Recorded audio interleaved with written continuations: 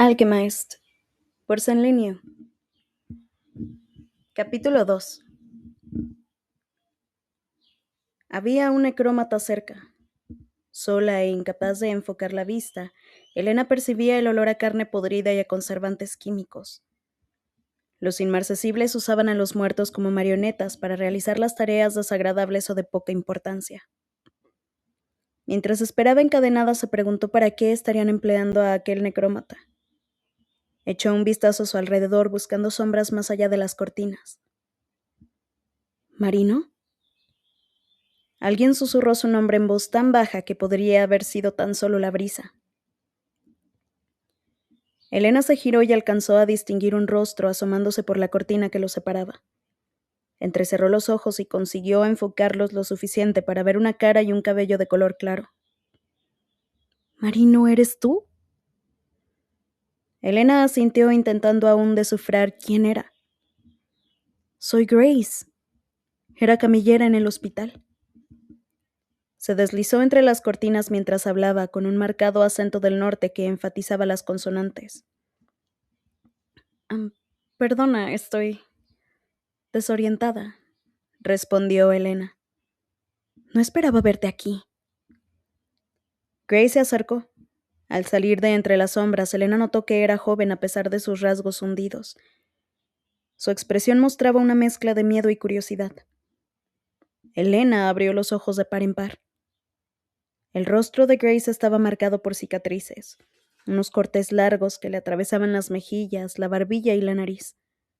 No eran heridas accidentales, sino intencionadas. Elena intentó levantar la mano, pero los grilletes en sus muñecas se lo impedían. —¿Qué te pasó? —preguntó. Grace la observó desconcertada y al seguir la mirada de Elena llevó la mano a su rostro para tocarse la cara. —Ah, los cortes. Todas los tenemos. —¿Qué? ¿Por qué los liches? Grace sacudió la cabeza con vehemencia. —Baja la voz. Grace miró a su alrededor rápidamente y olfateó el aire. Después volvió a mirar a Elena con ojos furiosos. A veces usan a los necrómatas para espiarnos. ¿Hay uno aquí? ¿No lo hueles? No puedes llamar liches a los inmarcesibles. La palabra era apenas un susurro. Si nos escuchan, habrá consecuencias. Elena se apresuró a asentir. Temía que Grace saliera corriendo si no tenía cuidado. Grace se acercó a ella un poco más. No fueron los inmarcesibles quienes nos hicieron esto. Se señaló la cara. Fuimos nosotras mismas. Los inmarcesibles pueden hacer lo que quieran con nosotras, con cualquiera que pertenezca a la resistencia. Ahora está de moda tener necrómatas en vez de contratar empleados, pero hay veces que solo quieren algo con lo que jugar. En una fiesta o después de salir por la noche. Hizo un gesto. Nadie interviene para evitarlo, incluso los que no son inmarcesibles o pertenecen al gremio le siguen la corriente, porque todos esperan que eso aumente sus posibilidades de ganar también la inmortalidad. Grace se encogió de forma poco natural. Pero si tienes mala pinta no te usan mucho tiempo. Suspiró entrecortadamente y miró a Elena con dureza. ¿Dónde has estado? Elena negó con la cabeza mientras intentaba asimilar todo lo que Grace le había contado. Me llevaron a un almacén. Después de... Grace entrecerró los ojos. Elena la miró, vacilante. La llama eterna sigue... No. Grace sacudió la cabeza con vehemencia y su expresión se tornó en rabia. Están todos muertos. Todos. Y cada uno de ellos. Después de la muerte de Luke, nos enviaron a los demás a la fábrica del reducto, bajo la presa. La mayoría de nosotros no puede marcharse. Necesitas varios meses de buen comportamiento para que te den permiso y hay que llevar esto siempre. Levantó la mano para enseñar una banda de cobre, más brillante y mejor ajustada que la de Elena. Tenemos que fichar por la mañana y por la noche porque hay toque de queda. Si alguien desaparece más de 24 horas, tragó saliva.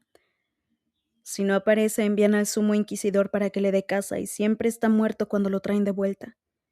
A la custodio le gusta colgarlos, los deja así durante días y cuando empiezan a pudrirse los reanima y los pone a trabajar para nosotros antes de mandarlos a la mina.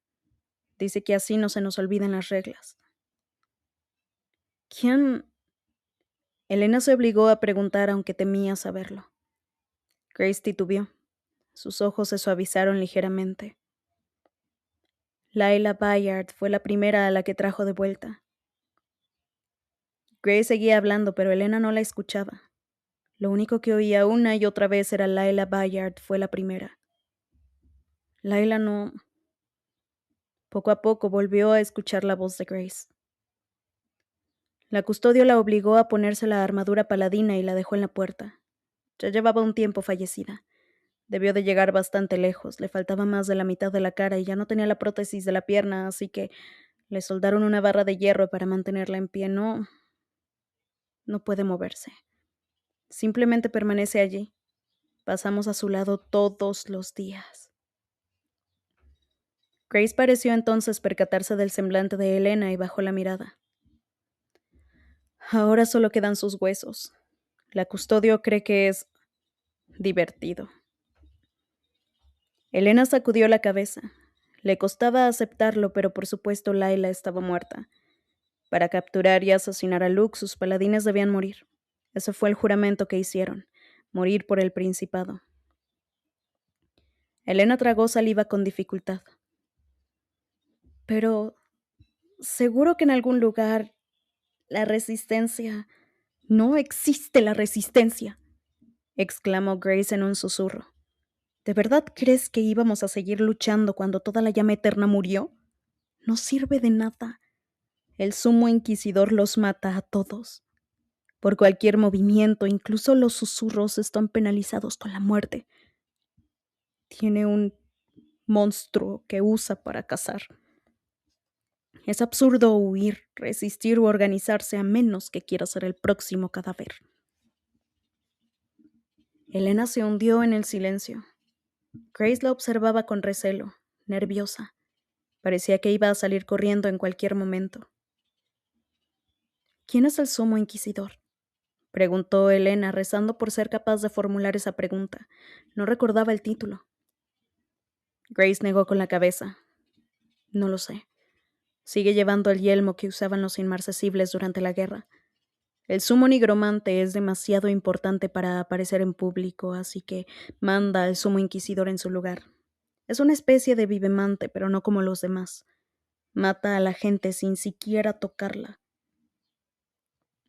La resonancia no funciona así, repuso Elena, corrigiéndola de forma automática. Sin sello, solo se puede crear un canal estable cuando se establece en contacto y luego sé cómo funciona la resonancia. La cortó Grace sin miramientos. Pero he visto cómo lo hace. La semana pasada, a Grace le tembló la voz. Su nuez subió y bajó varias veces. Había un grupo de contrabando. Hemos tenido escasez de grano. La mayor parte del que recibimos en el reducto está podrido. Algunos estaban trayendo comida extra de fuera. No era mucho, pero la custodio oyó rumores de que los prisioneros se estaban organizando. Eran 10 personas. Ejecución pública. El sumo inquisidor los mató a todos a la vez. Lo hizo de forma limpia para que duraran más tiempo trabajando en las minas de lumitio. Grace pareció estremecerse mientras hablaba, como si el mero recuerdo la paralizara. Los que quedamos estamos sobreviviendo, eso es lo único que importa. Las últimas palabras las susurró como si hablara más para sí misma que para Elena. ¿Por qué estás aquí, Grace?, preguntó Elena mirando a su alrededor, aunque no veía mucho. Esto no es... No estamos en el reducto, ¿verdad? Grace negó con la cabeza. No, esto es ahora la central. Es donde los inmarcesibles hacen todos sus experimentos. Yo... Se atragantó con la palabra. Tengo 3 hermanos. Son más pequeños que yo, ninguno de ellos era lo bastante mayor para alistarse, así que no formaron parte de la resistencia. Mi hermano, Git, tendrá edad de trabajar dentro de poco y podrá salir del reducto. Recibirá un sueldo de verdad cuando llegue el momento. Tenemos que resistir hasta entonces. Grace, están ofreciendo mucho dinero por los ojos. Solo uno ya nos permite subsistir durante meses. Elena la miró desconcertada. ¿Para qué quieren los ojos? Grace negó con la cabeza. No lo sé. A mí solo me interesa el dinero. Si no hubiera estado encadenada a la cama, Elena se habría acercado a ella. Grace, si lo haces, nunca podrás recuperarlos. A Grace se le escapó una carcajada repentina, casi enajenada.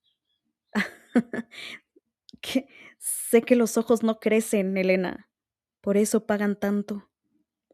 Sí, pero ¿para qué quiero quedármelos? Grace hablaba muy nerviosa. ¿Para tener 2 ojos con los que ver morir de hambre a mis hermanos? No hay comida. Ya no estaba susurrando. En su rostro las cicatrices se enrojecieron y crisparon. No sabes, no tienes ni idea de cómo vivimos ahora. ¿Dónde has estado? ¿Por qué no salvaste a Luke? Deberías haberlo hecho, pero no lo hiciste. Murió. Todos lo vimos. Y los Bayard están muertos también. Y todos los de la llama eterna están muertos, menos tú. ¿Y crees que me preocupan mis ojos? Antes de que Elena pudiera contestar o que Grace pudiese decir algo más, oyeron unos pasos que se acercaban. El terror se abrió paso por el semblante de Grace, que huyó rápidamente. Alguien apartó las cortinas de Elena hacia un lado y aparecieron varias personas. Cuando una de ellas se acercó a la cama, Elena reconoció a la interrogadora. Las arrugas de su rostro estaban marcadas y en tensión. Elena no distinguía a quienes estaban detrás de ella, pero tenían la piel de un color gris poco natural que le erizó el vello al instante. El espacio delimitado por las cortinas se impregnó del olor a conservantes.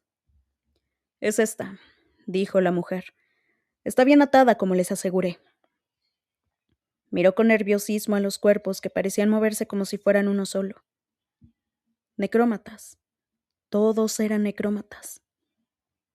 La mujer miró a Elena. «El sumo nigromante te ha hecho llamar. Quiere presenciar tu análisis en persona». Elena sintió una presión en el pecho y forcejeó contra sus ataduras. No. No podía hacerlo. No era capaz de verlo de nuevo. La única vez que había visto al sumo nigromante Morrow fue cuando éste asesinó a Luke. Luke, que había sido todo su mundo. Elena se unió a la resistencia y había jurado lealtad a la Orden de la Llama Eterna no por fe, sino por Luke Holdfast, porque tal vez no creía en los dioses, pero sí creía en él, que era bueno y amable y se preocupaba por los demás. Prometió que haría cualquier cosa por él. Pero Luke murió ante sus ojos. Se le estaba cerrando la garganta. No, repitió mientras la cama rebotaba al ponerse en movimiento. Sus captores no le prestaron atención. Fue en los ascensores cuando Elena supo dónde estaba. ¿Qué era la central? Habían quitado todos los murales y el arte de las paredes. También habían desaparecido los cuadros y las decoraciones, dejando el interior en bruto y vacío. Pero reconoció la detallada ornamentación de la puerta metálica del ascensor. Era algo que había visto a diario desde que tenía 10 años. Estaba en la torre de alquimia, en el corazón de la academia de alquimia que habían fundado los Holdfast. Eso era la central. ¿Qué han hecho? Le temblaba la voz del horror y la pena. ¿Qué han hecho? Tranquilízate, le dijo la mujer con los dientes apretados mientras le dirigía una mirada fulminante. No dejaba de mirar por el rabillo del ojo a los necrómatas que las rodeaban. Elena no podía tranquilizarse. Era como haber vuelto a casa para darse cuenta de que habían destrozado todo lo que la hacía acogedora, que la habían destripado de su belleza, desollado todo cuanto le era familiar. Elena había cruzado medio mundo para estudiar en esa torre. Luke siempre estuvo muy orgulloso de la academia que construyó su familia. Había sido el corazón de Palladia. Elena lo había visto con sus propios ojos, toda la historia y su significado. Ahora lo habían arrasado y destruido por completo. Las repercusiones de la muerte de Luke eran más de lo que podía asimilar, pero por algún motivo aún tuvo la capacidad de llorar esta pérdida. Se le escapó un sollozo agudo. Unos dedos agarraron la base del cráneo de Elena hasta que las uñas se clavaron en su piel. Estaba hundiéndose hasta el fondo. Un túnel muy largo, una obscuridad retorcida, unas manos frías sin vida y un olor a muerte. Cuando se le despejó la mente se dio cuenta de que se encontraba atada encima de una mesa. Había una luz brillante en el techo, un foco que apuntaba directamente a Elena y que hacía desaparecer la habitación que la rodeaba. A su lado un hombrecillo de nariz estrecha no dejaba de tocarle la cara con unos dedos sudorosos y húmedas. La palpó entre los ojos, en las sienes, y metió sus dedos en su cabello para comprobar su cráneo. Esto es toda una maravilla de la transmutación humana, decía el hombre en un tono agudo y ligero. Tenía acento, pero no era un dialecto del norte, más bien sonaba algo occidental. Una vivemancia de esta categoría es milagrosa. Ha hecho bien en llamarme. Se produjo un silencio largo y agobiante. Tosió. La, la cosa es, esto es imposible. No se puede hacer. Es evidente que sí. La prueba la tienes aquí delante, replicó la mujer con dureza desde el lado contrario. Elena apenas lograba verla en la profundidad oscura. Sí, es cierto, doctor Stroud, por supuesto que tiene razón, pero aplicar la vivemancia en un cerebro siempre ha sido un procedimiento extremadamente delicado. Una transmutación de esas características y con esta complejidad va más allá de toda evidencia científica conocida. La memoria es algo misterioso, muy maleable cuando se manipula, no es un lugar, es el viaje de la mente, un camino. Cuanto más importante y experimentada sea la persona, más fuerte será el camino. Si se ha hecho poco en la vida, sus dedos se movieron. Entonces se desvanece. Ve al grano, dijo la doctora Stroud. Sí, hay partes del cerebro que pueden modificar. En los laboratorios hemos hecho vivisecciones a muchos cerebros humanos para luego reconstruirlos en distintas maneras con cierto éxito y también con fracasos. Sin embargo, esta transmutación va más allá. Memoria. ¿Lo que han hecho aquí? Elena sintió algo húmedo en el rostro y se dio cuenta de que el hombre estaba transpirando encima de ella. Esto es una alteración de lo inalterable. Alguien ha desmantelado los caminos de su mente para crear rutas alternativas. ¿Cómo es posible que lo haya hecho sin saber todos sus pensamientos y recuerdos, no? No, es científicamente imposible. Creía que la mente era tu especialidad. La voz que había hablado emergía de la oscuridad. Era grave y áspera. El hombre gimoteó. Parecía a punto de echarse a llorar. El cerebro, su eminencia, le hizo una reverencia a las sombras. Pero esta obra escapa a mis conocimientos. Bennett y yo recuerdan nuestros trabajos para la causa. Confío en que los recuerdos no pueden regenerarse sin más. Son la mente y el espíritu los que deben forjarse. Ninguna fuerza externa puede alterar el espíritu, las fiebres. ¿Hay alguna forma de descubrir lo que oculta? El hombre abrió y cerró la boca igual que un pez contemplando la oscuridad, como esperando que fuese a tragárselo. Los Holdfast están muertos, afirmó la voz áspera. La llama eterna ha sido erradicada de este mundo. ¿Por qué esconderían algo en su mente? Solo hubo silencio como respuesta. ¿Quién la metió en ese almacén? Stroud dio un paso al frente. No hay nada que lo confirme, pero según los informes, Mandel era la supervisora en aquella época. Fue poco antes de que ascendiera y la trasladaran al reducto. Tráela. Stroud asintió y desapareció. Al hacerlo, las sombras se movieron.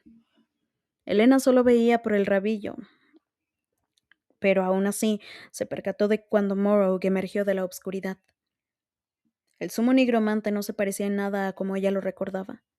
Cuando asesinó a Luke era humano. Ahora había mutado. Sus brazos sobresalían de las articulaciones en un ángulo imposible y tenía casi el tamaño de 2 hombres. Al principio pensó que llevaba una máscara. El sumo nigromante había acudido enmascarado a la celebración. Una media luna enorme y dorada le había tapado la mitad de la cara como un eclipse de sol. Sin embargo, cuando se acercó más a ella, se dio cuenta de que no era una máscara lo que estaba viendo. La cara de Morrow parecía como una calavera de lo hundidos que estaban sus rasgos. La piel era tan translúcida y pálida que dejaba entrever hasta el hueso. Donde antes tenía los ojos, ahora había 2 cuencas vacías y negras, como si se los hubieran quemado con carbón ardiente. Aún así, veía a Elena. Caminó hacia ella con una mano estirada, pero algo sucedía. La piel se estiraba y plegaba de forma extraña, como si tuviera demasiados huesos dentro. Elena sintió el dolor de su resonancia atravesándole el cerebro antes de que la rozara con los dedos. Su visión se tornó roja. Oyó que gritaba para reventarse los oídos, cada vez más fuerte mientras los recuerdos estallaban en su mente. Una cascada de imágenes se abrió paso por su conciencia. Allá donde mirara había gente muriendo. Tenía las manos llenas de sangre y los cadáveres se amontonaban por todas partes. Estaba arrodillada en el suelo, uniendo torsos, caras y extremidades, intentando recomponerlos, cosiéndolos para lograr completarlos, una y otra vez. Cuerpos en carne viva, llenos de quemaduras, tan consumidos por el fuego que no distinguía sus rostros.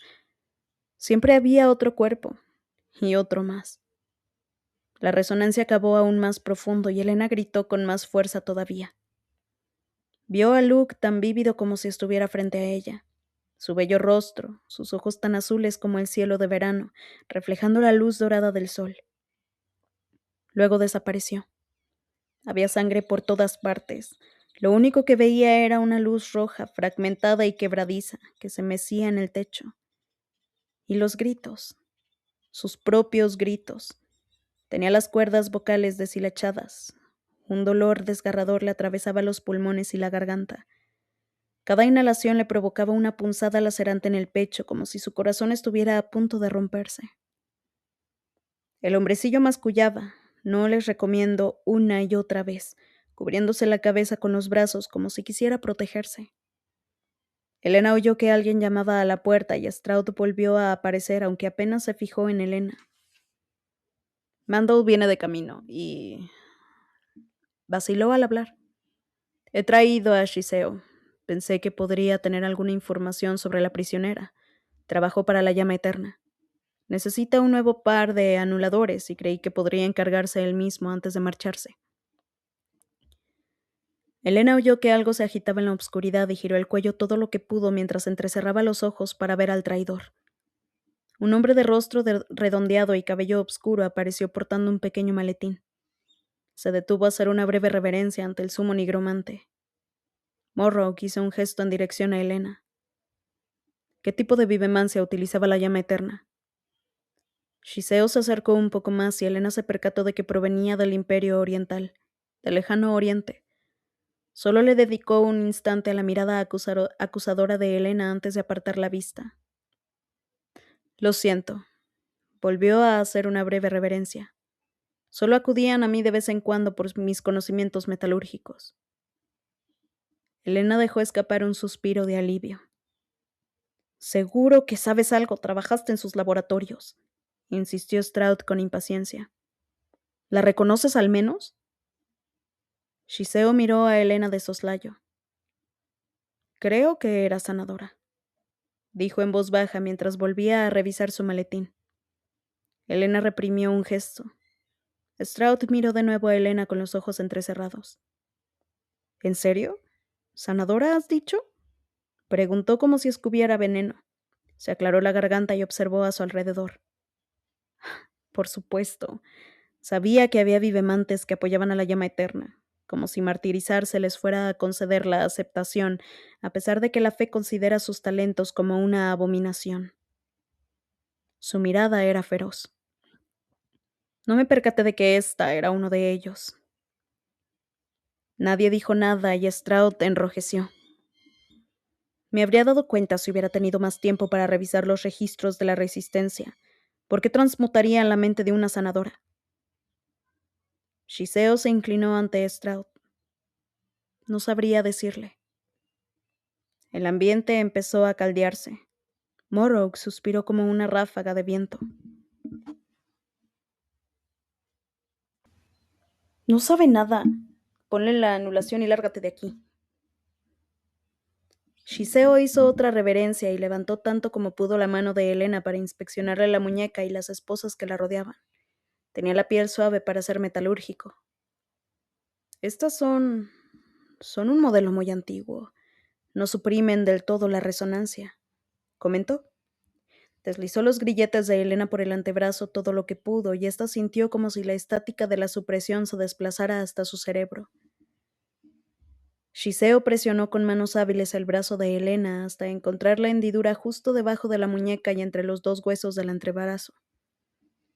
Su latido palpitaba entre los dedos de Shiseo. Este lo sintió un instante. Apretó un poco y luego se apartó para girarse hacia Stroud. Aquí. Los dedos duros y secos de Stroud rodearon la muñeca de Helena.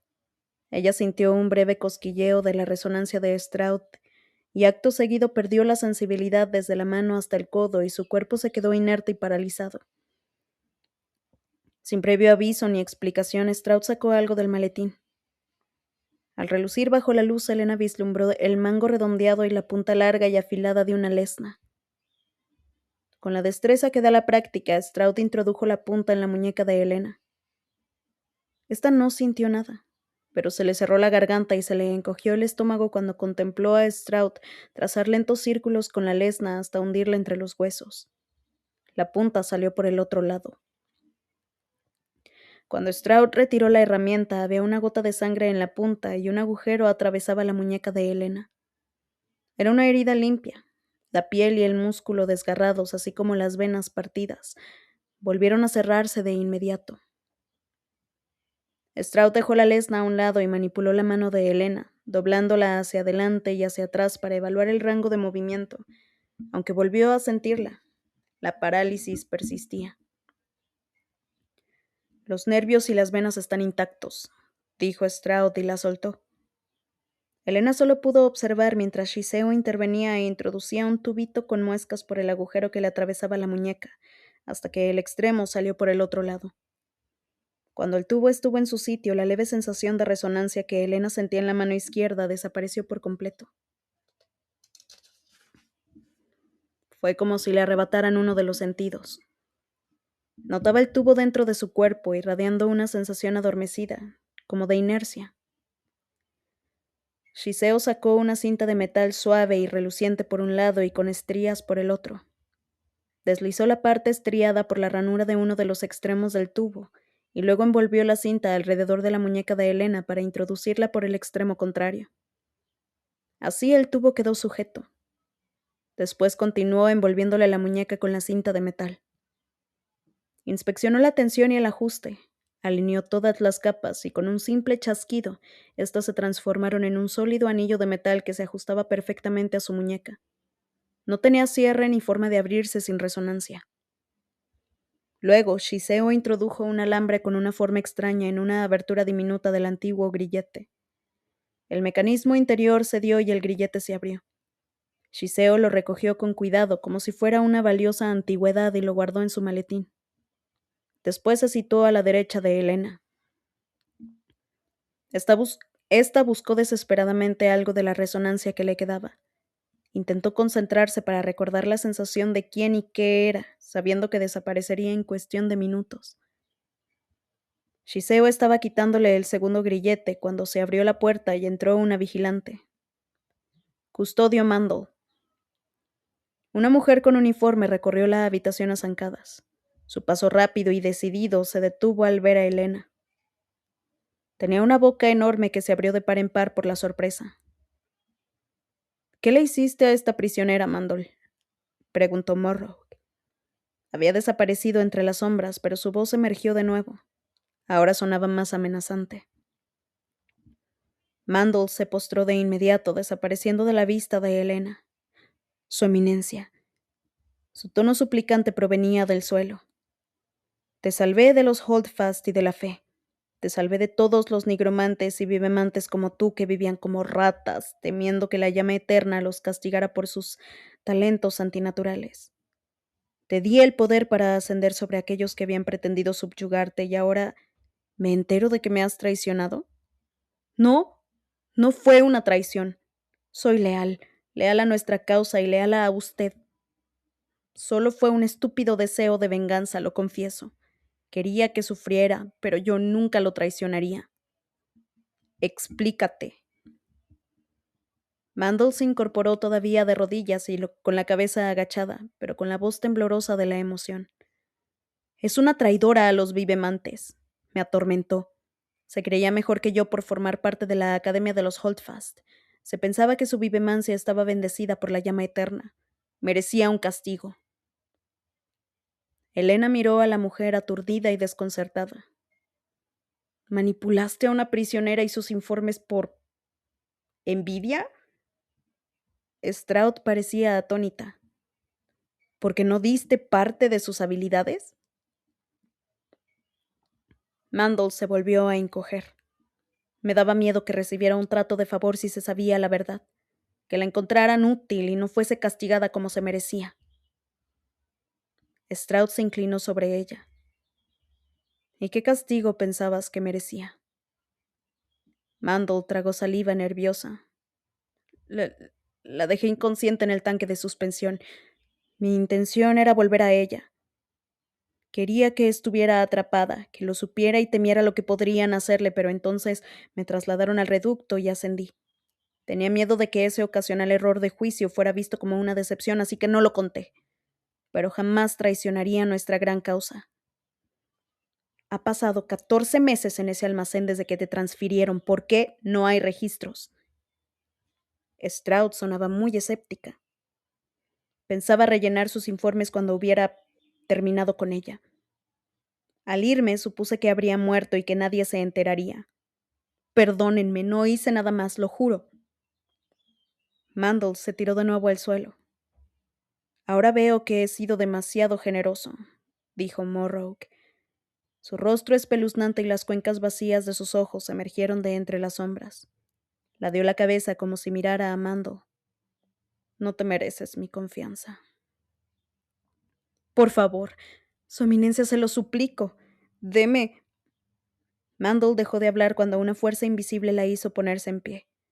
La parte delantera del uniforme gris se desgarró al estallar su pecho. Las costillas se le abrieron empañadas de un chorro de sangre que brotaba sin cesar. A Elena se le erizó la piel y sintió el miedo enroscándose en sus entrañas cuando el olor cálido y húmedo de la sangre fresca y los órganos descubiertos inundó la habitación. En el aire vibraba algo extraño, y ella lo notaba cada vez que introducía aire en sus pulmones. Pero Mandel no había muerto, pese a estar abierta en canal. Levantó las manos e intentó cerrarse las costillas con una de ellas y protegerse de Morrow con la otra. Sus pulmones expuestos palpitaban con desesperación. Deme otra oportunidad, por favor. No le fallaré. Lo juro, no se arrepentirá. No, no volverás a fallarme, replicó Morrow. Su voz áspera casi sonó amable cuando metió la mano en el pecho abierto de Mandel y sacó de entre sus pulmones una pieza de metal resplandeciente que había encajada en algún sitio junto a su corazón. Estaba envuelta en finos tentáculos de vísceras que se aferraron tanto al metal como a los dedos de Morrow cuando éste la arrancó. Al quitarla, el cuerpo de Mandel cayó al suelo, silencioso, muerto. Morrow suspiró suavemente y pareció encogerse un instante antes de enderezarse con el metal en las manos. A pesar de la sangre, la pieza brillaba con un intenso resplandor propio del humitio. Hizo un ademán con la otra mano. Un necrómata surgió de entre las sombras como si fuera un animal acechando. Era una mujer joven en fase temprana de necrosis, que todavía llevaba los harapos del uniforme del hospital de la llama eterna. Tenía un semblante inexpresivo y un tajo en el uniforme dejaba a la vista un pecho lleno de venas negras entrelazadas. Cuando el cadáver llegó hasta Morrow, se estiró y éste le introdujo la pieza de metal. Elena oyó el leve crujido de un hueso fracturado y vio que se le abría un agujero morado cubierto de sangre seca en el centro del pecho. La mujer cadavérica se estremeció y acto seguido su semblante se transformó. Dejó de mirar al vacío. Trastabilló y soltó un gemido agudo al contemplar sus dedos negros y su cuerpo en descomposición. No, por favor, no. No fue mi... No vuelvas a fallarme, Mandel, dijo Morrow. Y con el tiempo tal vez te permita vivir en otro cuerpo, incluso tal vez en tu cuerpo original. Señaló el cuerpo de Mandel que yacía inmóvil en el suelo. El ambiente vibró de nuevo cuando curvó los dedos y las costillas se cerraron. La parte delantera del uniforme quedó abierta, dejando el pecho a la vista, totalmente cubierto de sangre. La piel volvió a coserse, pero el rostro de Mandel permanecía inexpresivo. La mujer cadavérica se desplomó en el suelo gimoteando y suplicando, aferrándose a la herida supurante que tenía en el centro del pecho como si quisiera arrancarse el metal incrustado mientras Morrow se giró hacia Elena. Stroud le dio una patada a Mandel. Da gracias al sumo nigromante por su compasión al permitirte vivir en el cuerpo de una vivemante. Tal vez puedas ganarte el perdón en el futuro y volver al reducto custodio. La mujer cadavérica emitió un último gimoteo gutural antes de incorporarse tambaleante. Gracias, Su Eminencia, musitó con voz ronca y salió trastabillando de la habitación. Stroud se colocó junto a Morrow. No parecía sorprendida por lo que habían descubierto. ¿Es posible que alguien sobreviva 14 meses en un tanque de suspensión? Pregunta Stroud. Morrow no respondió. Pero el hombre que estaba también en la estancia, nervioso y sudoroso, dio su opinión desde donde había estado escondiéndose junto a la pared. En realidad esa idea puede tener algo de potencial, dijo dando un paso al frente, aunque inmediatamente se encogió al ver que los ojos vacíos de Morrow se centraban en él. Se ajustó el cuello de la camisa varias veces. Nuestro buen amigo del lejano oriente señaló a Shiseo que estaba absorto limpiando la lesna. Ha mencionado que la supresión que llevaba es un modelo antiguo que no bloquea la resonancia por completo. Tal vez eso explique tanto la fortaleza de su mente como que haya sobrevivido. Stroud entrecerró los ojos. ¿Cómo? La transmutación que presenta no se la pudo hacer otra persona. Esos recuerdos están demasiado enredados en su mente. Sin embargo, si fuera alguien capaz de llevar a cabo algo tan complejo, una sanadora, tal como ha dicho nuestra amiga que era, tal vez... ¿Quieres decir que se lo hizo ella misma? Stroud señaló a Elena con una incredulidad mordaz. El hombre se atragantó con su propia saliva. P- bueno, me parece la explicación más plausible en mi opinión. Le brillaba la cara del sudor. Stroud se mordió el labio. ¿Y que sobreviviera? No, no se permitió morir. Puede que unos niveles reducidos de resonancia interna, al ser una sanadora experta, le bastaran para mantenerse con vida, mientras que el resto de los cuerpos se descomponen en esas mismas circunstancias. Eso es absurdo, estalló Stroud. Es irrelevante. ¿Podemos recuperar los recuerdos?, preguntó Morrow.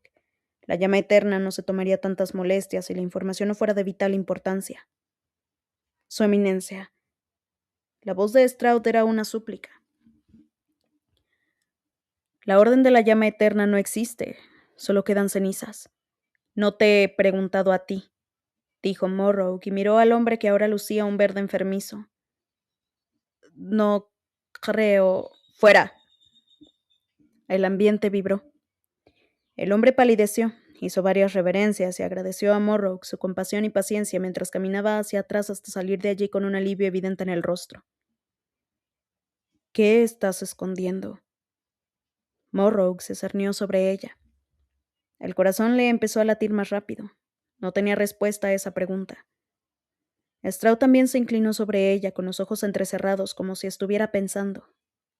Su eminencia, si le extirpamos la parte delantera del cerebro, quizá podamos acceder a algunos de esos recuerdos antes de que las fiebres lo deterioren, comentó mientras pasaba el dedo por la frente de Elena. O tal vez altere los senderos y consigamos revertir la situación. Sería un honor para mí mantener sus constantes vitales mientras usted hace la vivisección. El terror atravesó a Elena al ver que Morrow asentía. Stroud se colocó a un lado y ajustó la luz desde arriba como si estuvieran a punto de comenzar. Perdonen, interrumpió una voz suave, y Elena sintió un enorme alivio hasta que reconoció al traidor, Shiseo, que estaba ahí plantado con el maletín en las manos. Acabo de acordar de algo. Se trata del general Bayard, que sufrió una lesión cerebral durante la guerra. Sí, respondió Stroud, que parecía irritada por la interrupción. El cerebro sanó, pero se detuvo como si le costara encontrar las palabras. Olvidó quién era, su mente, su verdadero ser. Sí, todos sabemos lo que le pasó a Bayard. No hablaba, quedó incapacitado, su mujer tuvo que cuidarlo como a un niño, replicó Stroud de mal humor. Por supuesto, mis disculpas. Seguramente no sea nada. Shiseo se inclinó. Parecía a punto de marcharse. Espera, dijo Stroud en tono conciliador. Ya que has empezado, dinos a dónde querías llegar. Shiseo se detuvo. No conozco todos los detalles, pero creo que encontraron una cura a finales de la guerra. Fue una operación mental bastante complicada. ¿La llevó a cabo un sanador o un cirujano?